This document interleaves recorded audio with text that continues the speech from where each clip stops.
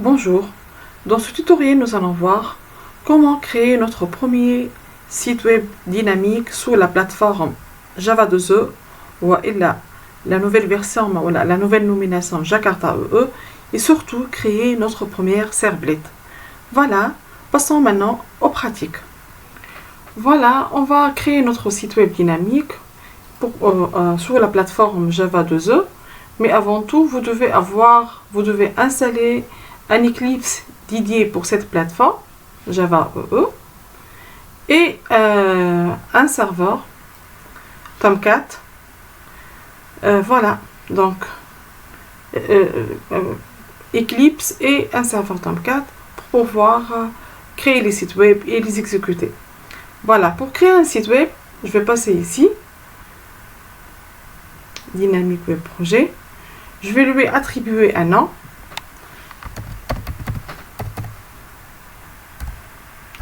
Client. Donc, je vais faire Next. Next. Et surtout, je dois coucher le fichier, la génération de fichiers de déploiement. Voilà. J'attends un peu sa création. Une fois que mon projet il est créé, donc je l'ouvre pour voir son arborescence. Vous remarquez qu'on a deux types de SRC, SRC main Java ou SRC, un deuxième SRC. Pour le premier, on doit mettre, c'est là où on met les classes Java. Pour le deuxième, c'est là où on met les produits web.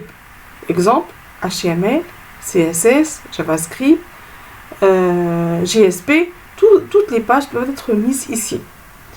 Toutes les classes doivent être mises là.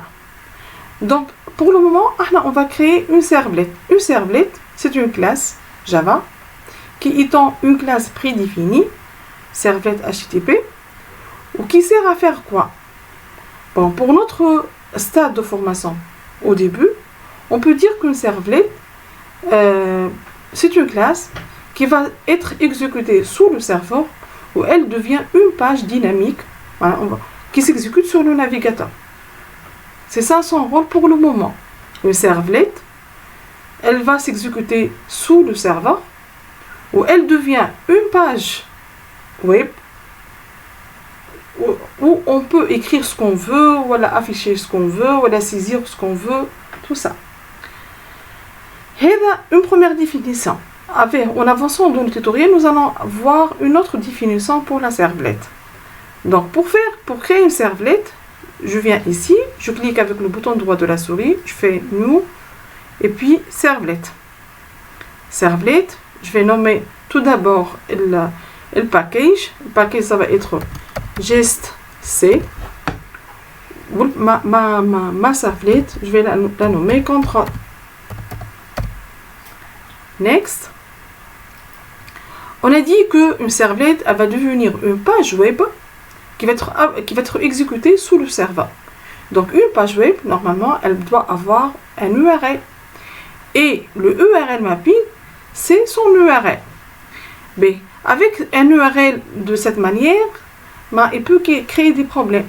Parce qu'en Java, on respecte la casse.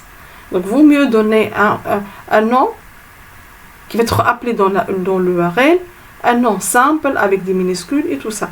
Donc, c'est pour ça, je clique, je vais faire Edit et je vais la nommer, je vais donner un autre URL mapping pour ma servlet. Donc, un nom simple. Next. On a dit qu'une servlet, c'est une classe Java qui contient des méthodes. Donc, voici les méthodes qu'on peut les ajouter à cette servlet, à cette classe. Pour le moment, je vais laisser doPost et doGet. Donc, je ne vais pas coucher autre chose. Et je valide. Voilà. Vous voyez bien, ma servlet, son nom, comment on peut l'appeler dans la barre d'adresse d'un navigateur. Voici la classe. Elle s'appelle Control. Elle étant une classe prédéfinie sous cet environnement. Cette classe, elle contient deux méthodes, doPost et doGet. Et DoGet, elle prend deux paramètres, request et response. Donc à chaque fois qu'on veut afficher sur la page, on veut écrire des informations sur la page, on va utiliser le paramètre response. À chaque fois qu'on veut avoir des informations de l'extérieur, c'est request. Donc pour le moment, je ne vais pas prendre des informations de l'extérieur, je vais afficher des informations sur ma page virtuelle, c'est l'exécution de la servlet, donc je vais utiliser le paramètre response. Mais alors qu'est-ce que je vais faire? Pourquoi j'ai choisi DoGet? Parce que à chaque appel de cette classe dans l'URL, c'est la méthode DoGet qui va être exécutée. On va le voir maintenant. Donc je vais enlever tout ça. Donc on a dit on va utiliser que le paramètre response parce qu'on va afficher. On ne va pas prendre des informations de l'extérieur. Il n'y a pas une demande. Je ne vais pas recevoir une demande de la part de l'internaute qui va visiter la page. Non. Donc juste ce sont des affichages. Donc response. Donc ici je vais faire response.set type set content type. Ici, je vais donner la nature des affichages que je vais le faire. Les affichages que je veux les faire sur ma servlet sont de type HTML. Je peux injecter des balises HTML où ils vont être exécutés, où ils donnent leur... Si je crée la balise P par exemple, je vais voir un paragraphe. Si je crée la balise H1, je vais avoir un titre. Donc, lorsque j'injecte les balises HTML dans l'affichage, ils vont être interprétés. Je vois le résultat. Pour avoir ça, il faut écrire response.setContentType texte HTML. Alors, en minuscule, je m'excuse. Ici, on a fixé la nature de l'affichage sur la servlette. C'est à chaque fois qu'on injecte des balises HTML, ils ne vont pas être affichés tels qu'ils sont, mais ils vont être interprétés ou ils vont être exécutés et on voit le résultat de son exécution dans l'affichage. Très bien. Après, je vais maintenant afficher la servlette, son exécution, elle va me donner une page. Et sur cette page, je vais afficher des informations. Donc pour faire ça, je dois créer un objet de type printliter. Je vais l'appeler out. Point virgule. Ici, il m'indique que c'est une erreur. Donc je clique ici et j'importe cette classe Java.io. Voilà. Et puis, cet objet, il va prendre le résultat de response getWriter. Voilà. Donc ici, on a créé l'objet qui permet de faire des affichages. Maintenant, je vais afficher out, print, et ici, je vais injecter le HTML. Je vais faire H1.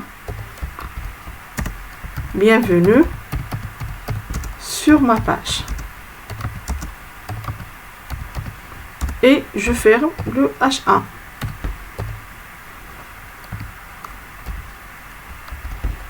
Si je vais écrire en minuscule.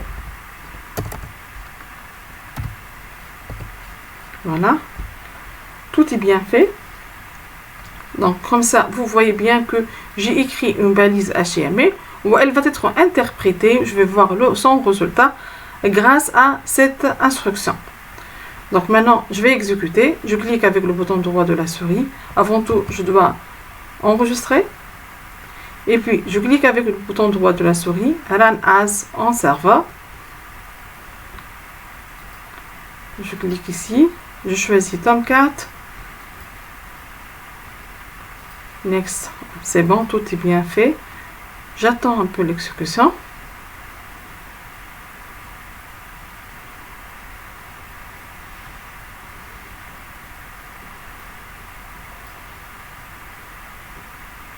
Donc c'est le démarrage de serveur.